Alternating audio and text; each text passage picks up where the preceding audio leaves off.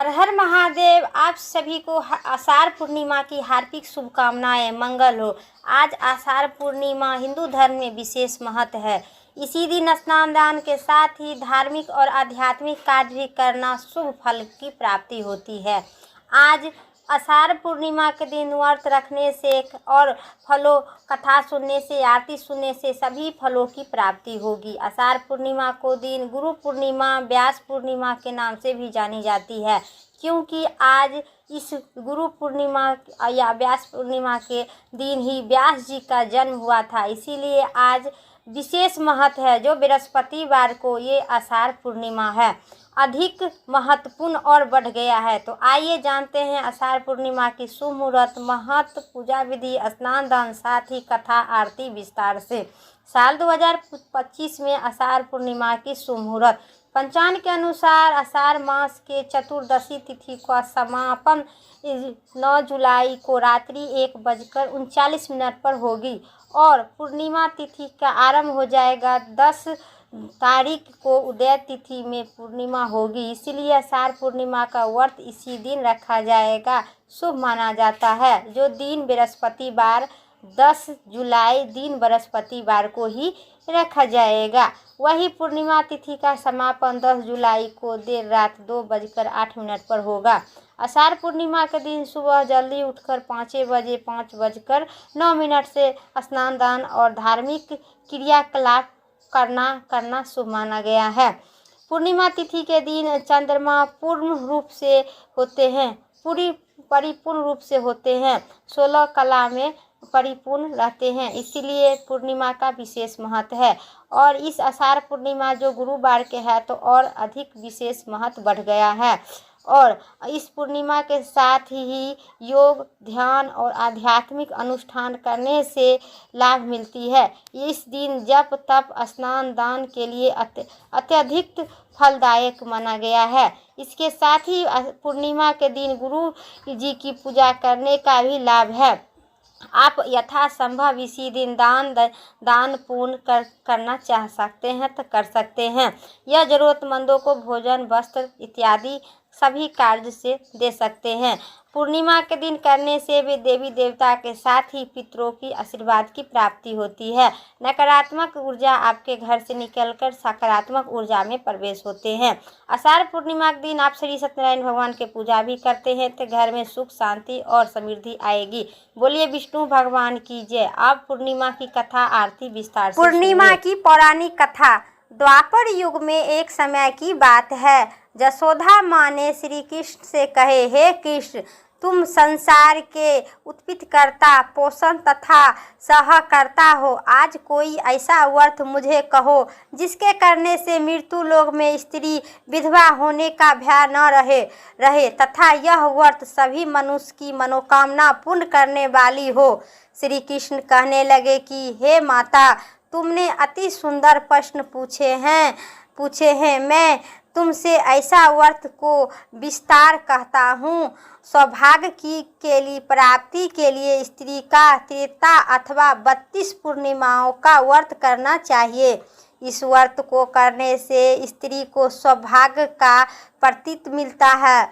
वह व्रत अचल सौभाग्य देने वाला और भगवान शंकर के प्रति मनुष्य मात्र भक्ति को बढ़ाने वाला है। यशोदा माँ जी ने कहने लगे कि हे कृष्ण, सर्वप्रथम इस व्रत को मृत्यु लोक में किसने किया था, इसके विस्तार पूर्वक मुझे कहो।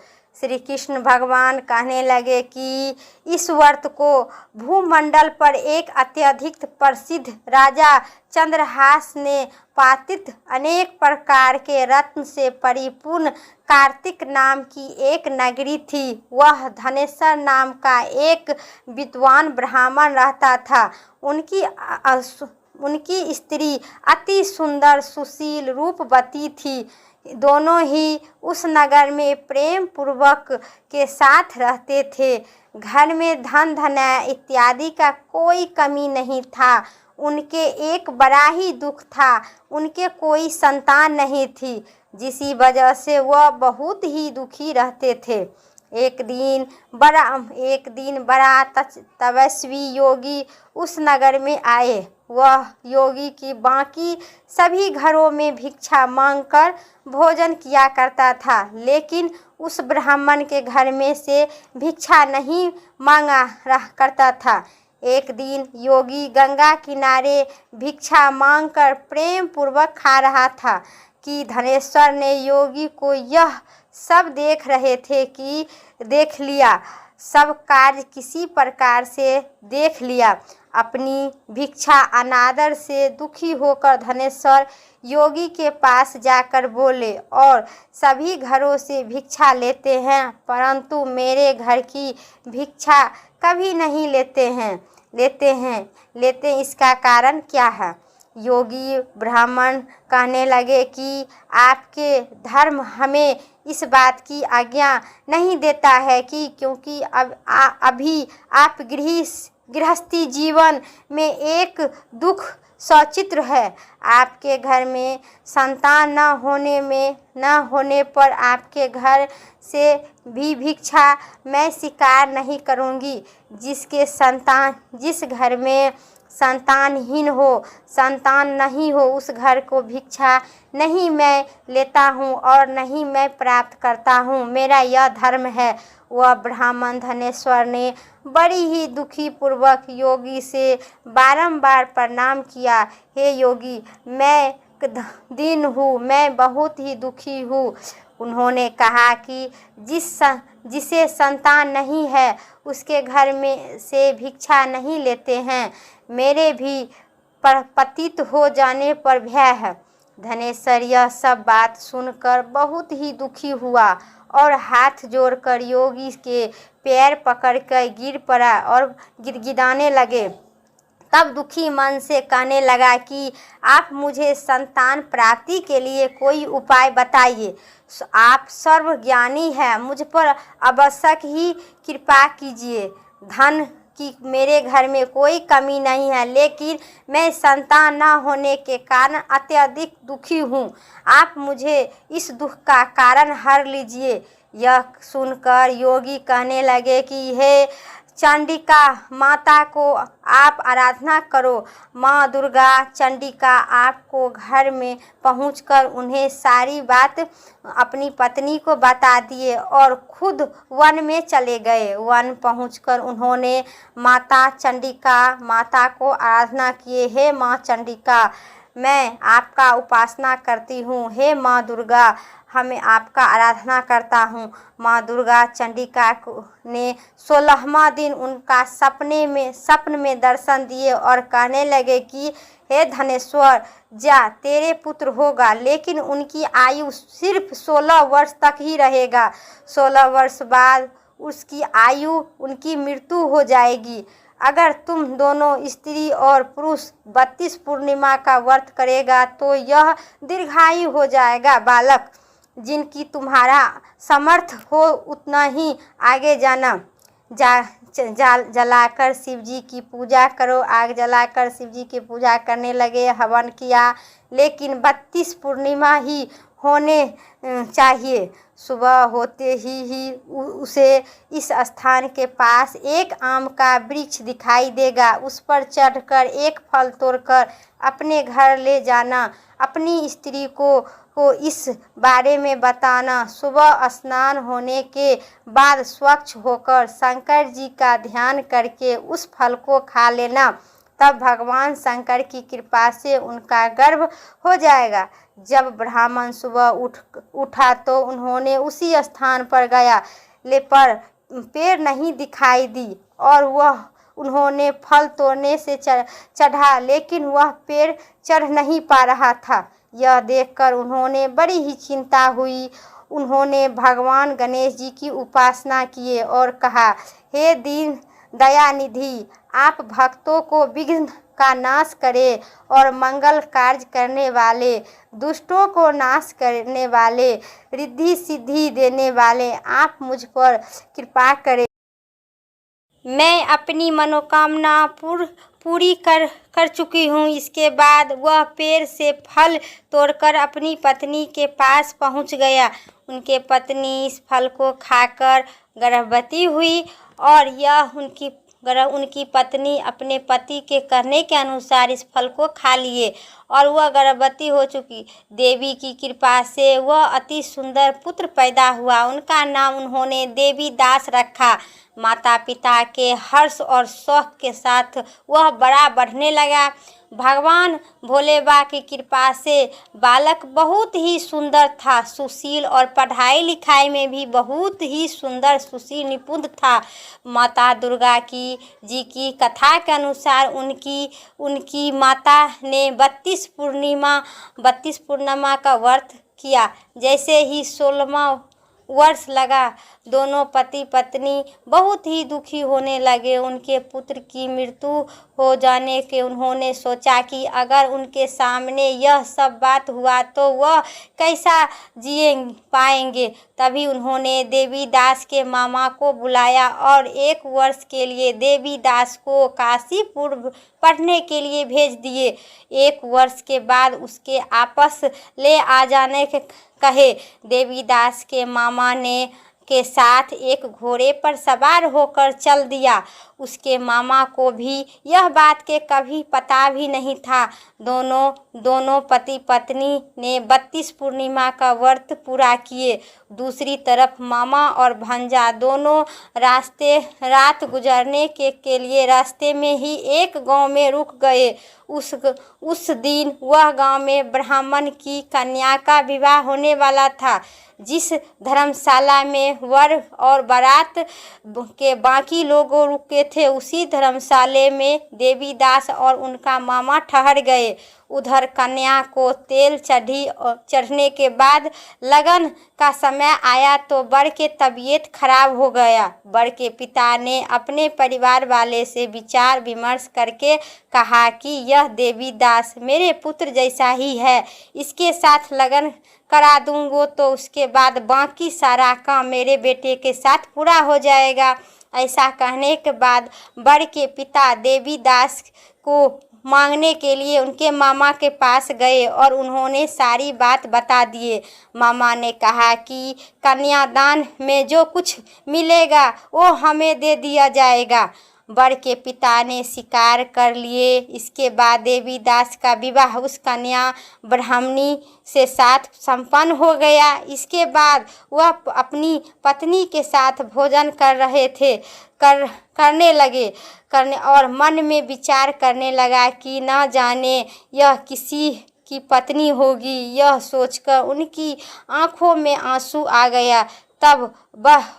तब वधू ने पूछा कि क्या बात है, आपके आंखों में आंसू किस बात के हैं? किस चिंता में आप पड़े हैं? आप कहाँ जाने वाले थे और आपके माता पिता का क्या नाम है? उस ब्राह्मण पुत्र देवीदास उस कन्या को कुछ भी नहीं जवाब दिए और सोच चिंता में पड़े थे। अब क्या होगा? इस ब्राह्मणी वधू से मेरा शादी हो गया, मैं तो काशीपुर जाऊंगी। उस कन्या ने पूछने लगे, आप उदास क्यों है?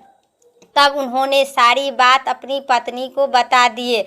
तब कन्या कहने लगी कि यह ब्राह्मण विवाद के विपरीत है। आप ही मेरे पति हैं, मैं आपकी ही पत्नी रहूंगी, किसी अन्य को कभी नहीं होंगी। तब देवीदास ने कहने लगे, ऐसा मत कीजिए, क्योंकि मेरी आयु बहुत कम ही है, मेरे बाद आपको क्या होगा?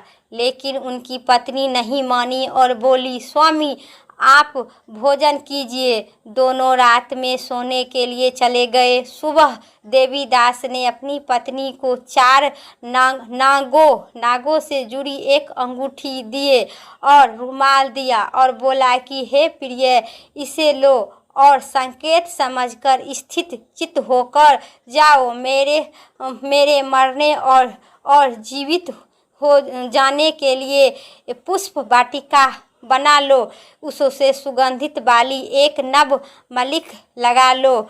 उनके प्रतिदिन जल से सींचना और आनंद के साथ खोलना। जिस समय और जिस दिन मेरा प्राण त्यागे उस दिन यह फूल सूख जाएगा। जब यह फिर से हरे हो जाएगा तो जान लेना कि मैं जीवित हूँ। यह समझकर वह चला गया। इसके बाद जब बर और बाकी बारात मंडप आए तो कन्या ने उन्होंने देखकर कहा कि यह मेरा पति नहीं है। मेरे पति तो इसके साथ शादी नहीं हुआ है। मेरे पति तो गए काशीपुर पढ़ने से इसके साथ। यह बताकर मैं इसके क्यों दिया? इसके साथ दान के समय आभूषण क्या मिला था, हमें उन्हें दिखाइए। कन्या की ये सारी बात सुनकर वह कहने लगा कि मैं यह सब नहीं जानता हूँ। इसके बाद सारी बारात अपमान होकर लौट गया। भगवान श्री कृष्ण बोले, माता इसी प्रकार देवीदास काशीपुर चला गया। कुछ समय जब बीत गया तो एक सांप उसको डसने के लिए वहां आए, लेकिन वह उनका काट नहीं पाया, क्योंकि उनकी माता पिता पहले से 32 पूर्णिमा का व्रत कर लिए थे। इसके बाद खुद काल वहां पहुंचकर लौट गया। भगवान की कृपा से तभी वह माता पार्वती और भगवान गणेश आ गए। देवीदास को मूर्छित दशा देखकर बालक की माता पार्वती भगवान शिव की प्रार्थना की, हे महाराज, इस बालक की माता पहले से 32 पूर्णिमा का व्रत कर लिए हैं, आप इसके प्राण दे दीजिए। भोले बाबा भगवान शंकर माता पार्वती के कहने पर उन्हें प्राण दान दे दिए। इधर उनकी पत्नी उनके काल की प्रतीक्षा कर रहे थे। उनकी पत्नी जाकर देखा कि पुष्प और पत्र दोनों ही नहीं है, तो उनके बहुत ही आश्चर्य हुआ कि जब उनके देखा कि पुष्प वाटिका फिर से हरी हो गई है, तब वह समझ गए कि उनका पति जिंदा हो गया है। इसके बाद वह बहुत ही प्रसन्न होकर अपने पिता से कहने लगे कि मेरे पति जीवित हो गया है, उनके ढूंढिए। तब 16वां वर्ष व्यतीत हो गया तो देवीदास भी अपने मामा के साथ काशीपुर से चल दिए। इधर उनकी पत्नी और उनके परिवार वाले ढूंढने के लिए चल जा रहे थे कि उन्होंने देखा कि देवीदास और उनकी मामा उधर से आ रहे थे। उनको देखकर उनके ससुर जी बहुत प्रसन्नता हुई और उन्हें अपने घर ले गए और वह सारा सामान इकट्ठा करके, और कन्या ने भी उनके पहचान लिया। देवीदास ने उसके बाद अपनी पत्नी और मामा को लेकर वहां से चल दिए।